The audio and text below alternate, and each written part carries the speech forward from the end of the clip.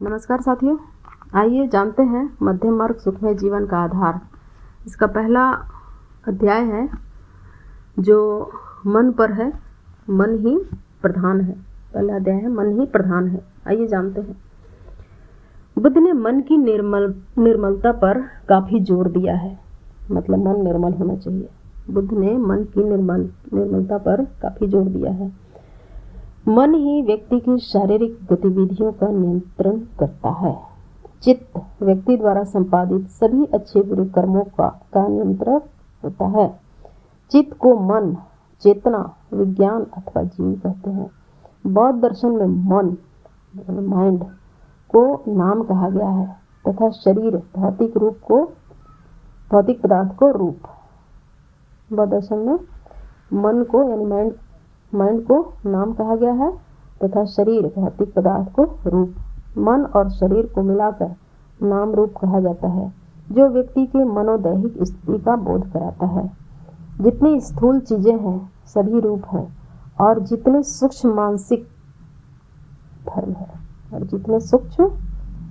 धर्म है सभी नाम है। नाम और रूप दोनों आपस में आश्रित हैं। एक दूसरे के बिना दूसरे का अस्तित्व नहीं। दोनों साथ ही होते हैं। जैसे मनुष्य और नौका दोनों एक दूसरे के सहारे समुद्र में जाते हैं, वैसे ही नाम और रूप दोनों में अन्योन्याश्रित संबंध है। चित्त आदमी के जन्म के साथ उत्पन्न होता है और आदमी की मृत्यु के साथ विनष्ट हो जाता है। सिर्फ जीवन के रहने तक ही चित्त का प्रभाव रहता है, परंतु चित्त अथवा मन दृश्य नहीं है। वह कोई भौतिक रचना नहीं। दृश्य शरीर में अदृश्य चित्त ठीक उसी प्रकार रहता है जैसे किसी विद्युत क्षेत्र इलेक्ट्रिक फील्ड के साथ चुंबकीय क्षेत्र मैग्नेटिक फील्ड रहता है। चुंबकीय क्षेत्र दिखाई नहीं देता है, परंतु इसका प्रभाव रहता है। एक दूसरा उदाहरण द्वारा इसे और अधिक स्पष्ट रूप से समझा जा सकता है। नासिका को गुलाब की सुगंधी लगते ही व्यक्ति आनंद से बोल उठता है, आह! खट्टा अचार देखते ही जिह्वा से लार टपकने लगता है। मात्र सूंघने और देखने से ही नाक और जिह्वा हरकत में आ जाते हैं। ये इंद्रियां, नाक और जिह्वा, जिस माध्यम से संकेत मस्तिष्क में भेजती है वह दिखाई नहीं पड़ता है, परंतु प्रभावकारी कार्य करता है। यही माध्यम मन अथवा चित्त है। यही मन आंखें और जिह्वा तथा नाक और आंखों को मिलाती है। इस प्रकार 5 इंद्रियां अपने अपने ज्ञान को जहाँ पहुँचाती है और जहाँ से शरीर के भिन्न भिन्न अंगों का अनुशासन मिलता है, वही मन है। मन के सत्ता स्वीकार करने के पीछे यही कारण है। मन अथवा मानसिक तंत्रिका तंत्र नर्वस सिस्टम के माध्यम से शारीरिक गतिविधियों का नियंत्रण करता है। मन अथवा मस्तिष्क तंत्रिका तंत्र के माध्यम से शारीरिक गतिविधियों का नियंत्रण करता है। यदि मन दूषित है तो मन में दूषित विचार उत्पन्न होंगे। यदि मन में दूषित विचार होंगे तो मन द्वारा शरीर को दूषित आदेश मिलेगा और शरीर दूषित कार्य करेगा, जिसका परिणाम दुखमय होता है। ठीक इसके विपरीत यदि मन निर्मल है, प्रसन्न है, तो मन में अच्छे विचार उत्पन्न होंगे। यदि मन में अच्छे विचार होंगे तो मन द्वारा शरीर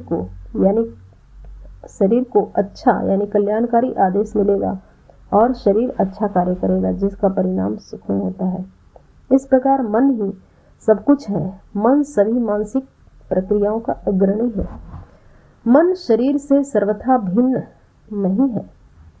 मन और शरीर एक दूसरे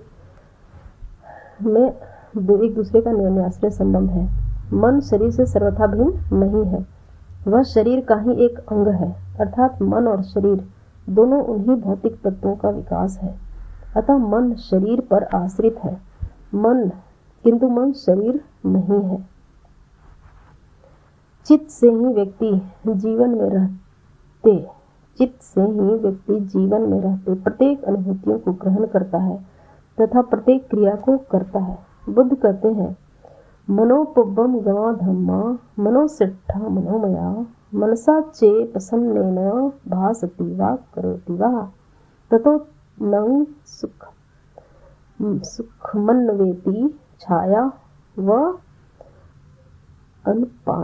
अनपापिनी, अर्थात मन सभी मानसिक प्रक्रियाओं का अगुआ है, मन उनका प्रधान है। प्रवृत्तियां मन से ही उत्पन्न होती है। यदि कोई प्रसन्न मन से बोलता है या कुशल काम करता है तो सुख उसका अनुसरण उसी प्रकार करता है जिस प्रकार की कभी साथ नहीं छोड़ने वाली छाया।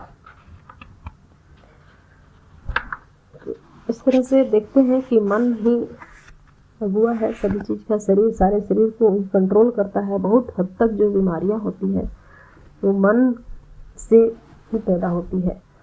और अगर थोड़ा बहुत शारीरिक कहीं किसी तरह का कष्ट है भी तो डॉक्टर से सलाह इंसान को लेना चाहिए, ज़रूरी है समय समय पर। और डॉक्टर जैसा सजेस्ट करते हैं उसके अनुसार दवा का सेवन भी करना चाहिए, अन्यथा बहुत गंभीर व्याधियों से ग्रसित हो सकते हैं। एक और उदाहरण देखते हैं। मनोपवं तमा धम्मा मनोसिट्ठा मनोमया मनसा चे पट्टुठेन भासती वा करोति वा तत्तो ने दुःखमन्वेति चक्कव वहतो पदं, अर्थात यदि कोई दूषित मन से वाणी बोलता है या अकुशल कर्म करता है तो दुख उसका पीछा उसी प्रकार करता है जिस प्रकार की चक्का गाड़ी खींचने वाले बैलों के पैर का। इस प्रकार सुख और दुख का कारण मन है। वह मन ही है जो शरीर को अच्छे अथवा बुरे कर्मों के लिए प्रेरित करता है। इस कोई भी विचार सबसे पहले मन में ही उत्पन्न होता है।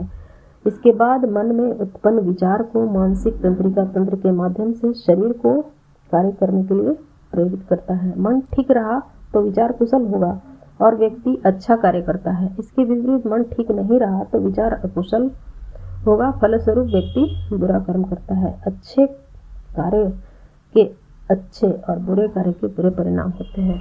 अच्छे बुरे कार्य के परिणाम के अनुसार ही व्यक्ति सुख अथवा दुख पाता है। अतः मन का नियंत्रण आवश्यक है। मन के नियंत्रण और कुशल प्रशिक्षण से मन सुरक्षित रहता है तथा व्यक्ति सुखी और आनंदित होता है। बुद्ध कहते हैं अन्नवठी चित्तस्स सधम्मस्स अविजानता परिपल्लवास सादस्स पय्या च परिपुरी, अर्थात चित्त जिसका चित्त अस्थिर है, जो सधर्म को नहीं जानता, जिसकी श्रद्धा चंचल है, उसकी प्रज्ञा पूर्ण नहीं हो सकती।